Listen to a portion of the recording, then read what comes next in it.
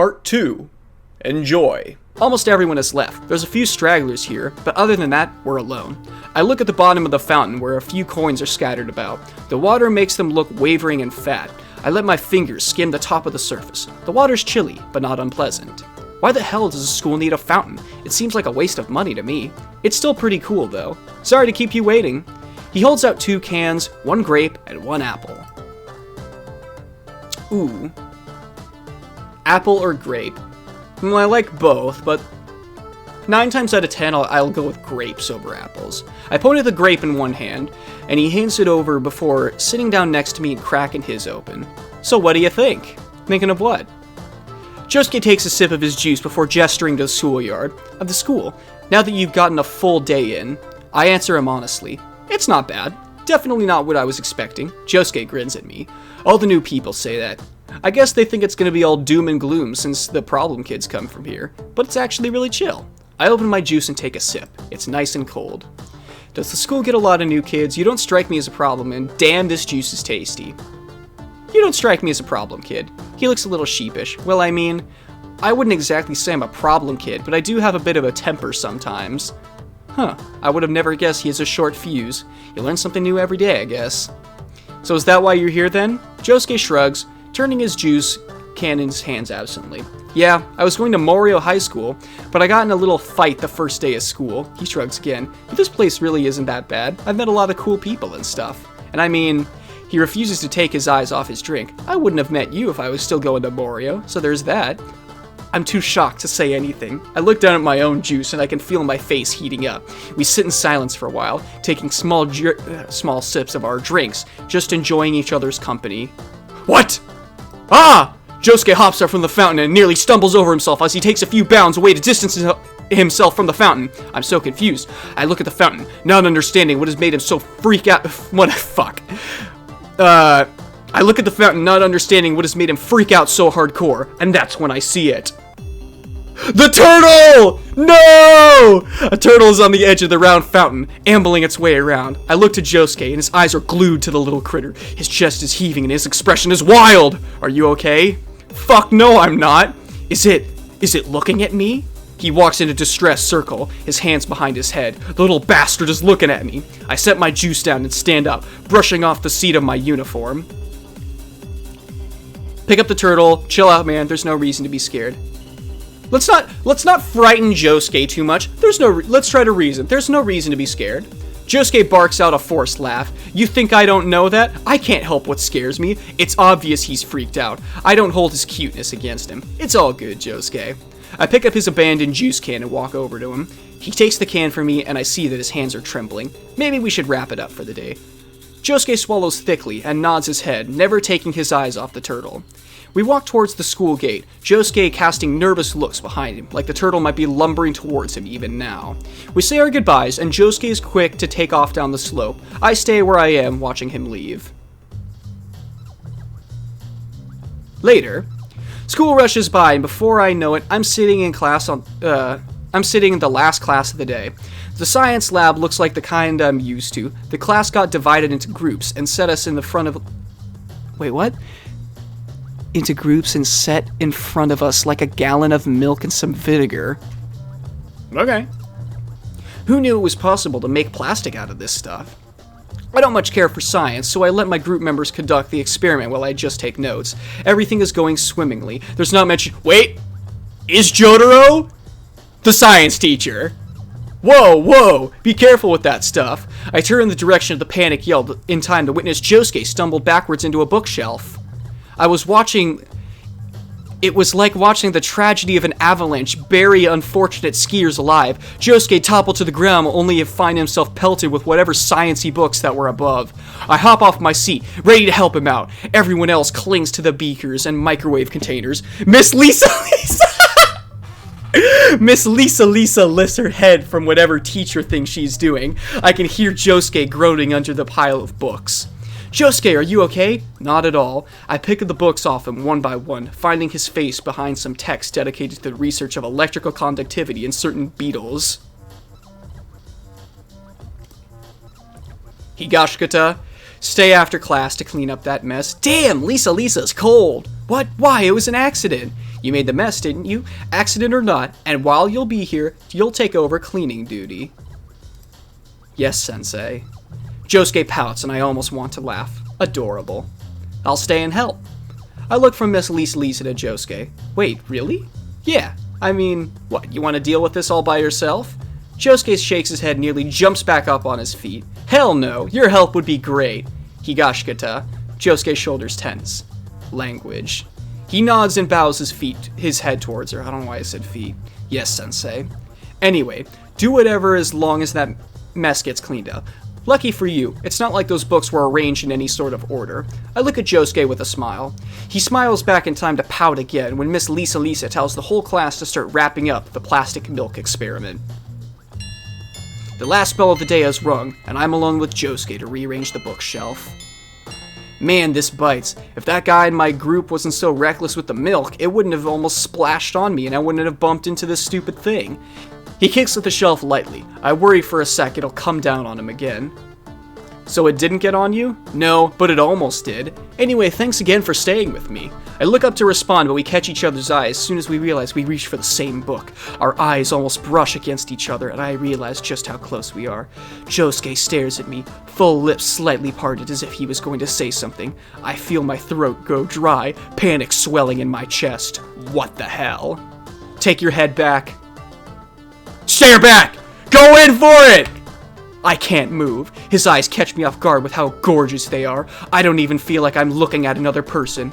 You're pretty. The sound of his voice is too close, and it shakes me back into reality. His words linger on my consciousness, and I feel the heart smoldering in my chest. What the hell? What the hell? What the hell? My eyes go wide, and I'm now staring at his lips. He seems to be aware and consciously darts his tongue to lip them nervously. I swallow the lump in my throat. I have to say something or do something. This is already weird, and I'm making it weirder by staring at those beautiful eyes and kissable lips. Flirt back, thank him. Flirt back, obviously! What's cooking yourself, good looking? Oh god.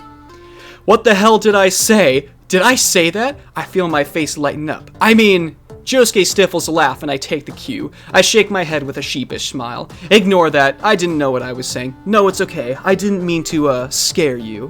Wait, what? I wasn't scared. I just flustered, embarrassed, flattered, surprised that bold. Surprised you're that bold. It was Josuke's turn to feel a little hot under the collar. Well, he clears his throat. It's not like you're ugly. I snort into a fit of laughter and jokingly threaten to throw a book at him. I hope not, but still, thanks. We share a brief exchange of smiles and continue to clean up. My heart is determined to expose me with its loud, insistent beating, but I really don't care. It's hard with the butterflies and warmth swelling inside me. I then hear a sigh of distress and I look over towards Josuke. What's wrong? Nothing, it's just getting late, and I'm sure my mom is going to chew me out when I get home. This is the first time Josuke has brought up his family. I'm curious, but should I pry? Are they... It's weird because Joseph is in school, and it's like he's... One sec. It's like he's kind of a friend of Josuke's, but that's also, like, his dad? How upset would she get? I almost regretting asking that question. Had something in my mouth. As soon as it left my mouth. It's not really my business, is it? But Josuke didn't look upset or seem reluctant to answer. He just shrugs and approaches the broom closet. Not enough to knock sense into me, but I wouldn't really reach my room without a good nagging, that's for sure. He pulls out the broom and starts sweeping. Her nagging can't be that bad, can it? I put away the last of the books, making sure they're as neat as can be. When satisfied, I start tending to the lab stools. Well, she's my mom. I can handle it. Heh. Pfft, if you say so. I smile to myself, enjoying the comfortable atmosphere between us. I wish moments like these, with Josuke, will happen a lot more. What about your dad? Would he be upset or worried that you were getting home so late? Oh, what about your dad? There's a shift in the air that makes me look up at him. Josuke is standing still and staring at the floor in deep thought. Josuke? I don't have a dad. That's not true! That's not true at all! Stop! Why are you always lying, Josuke? Oh shit. Well, more like I don't know him. Mom doesn't like to talk about him too much either, so... He shrugs and continues to sweep. The most I know is that she met him during her early years in college. I don't know what to say. What can I say? I'm sorry. I didn't know. No, I know. You don't have to. feel bad about asking. You really didn't know. I gulp and slowly start arranging the stools again. It's just... He talks as we work, and I make every effort to keep listening to him. It's one of those things you get picked on for when you're a kid, you know? And people always think it's something they should give you pity for. Josuke sighs sharply as I begin to notice the weight on his shoulders. It must really be something he spends a lot of time thinking about. Anyways, I felt like meeting him one day. He kind of owes me a lot. I take a few seconds to process what he's telling me. The look on his face makes it obvious he's bothered. I should really say something. Forget about that guy. You're better than he is. Well, I mean, to be fair, Joseph is the best JoJo, so I feel like, I'm sure one day, if you will, I'll help if you can. Oh, it's sick. Josuke looks at me and I smile back. It seems the whole business with his father is important to him. It's the least I can do for a friend. Offer my help. Heh. Yeah, you're such a sap. One second. He shakes his head and looks back to the floor in an attempt to hide his smile. Thanks, though. That means a lot. No problem. Us delinquents gotta look out for each other, after all. We both carry on with our jobs. The smiles on our faces don't waver one bit, and I somehow feel closer to Josuke with those few exchange of words. Okay. I don't even notice when we only have the trash left to deal with. Let's both go take care of this. He grabs the bin and motions towards the door. I peer into the trash can and see a few crumpled papers. I can see why you need help. Are you sure you can lift that all by yourself? Josuke scoffs and pretends to struggle with lifting the trash. Yeah, man, my weak, tiny arms just can't take it. He lets out a fake cry of pain and I laugh. The dumpsters come into view and we head straight for them. So how was your second day here? Well, as good as school can be. You made it better, though. Josuke laughs nervously and squares his shoulders. I'm flattered my presence matters. It's true. Whatever shall I do without you? My night in, I gesture vaguely at him. Cotton armor. I put a hand to my face dramatically and bat my eyelashes at him. I can see the impulse to flex his biceps flash across his face, but Josuke commits to holding the garbage. We share a quick laugh before stepping up to the dumpsters. I take the bin from him with a grin. Allow me, you carried it here. He gives it up without protest, and I dump the contents. With the bin now empty, we turn back towards the main building. But when I take a step, my uniform gets snagged on the dumpster. As I'm falling, I reach to grab for something, anything, to stop myself from hitting the ground. Wah! I grab a fistful of Josuke's sleeve. He's quick to respond, reaching out to stop me from landing on concrete. Yo! His arm snakes around my waist and he pulls me close. He somehow manages to hold me upright and tight against his chest. My eyes are still wide from the initial panic, and all I can see is that damn blue again. I swallow the lump in my throat and I feel the heat crawl up on my neck. Thank you. What are you students doing? We jump apart, the rosy atmosphere between us dissipating in an instant.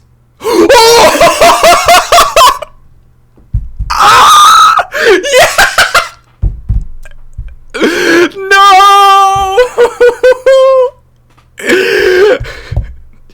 You were expecting someone else, but it was I! Dio!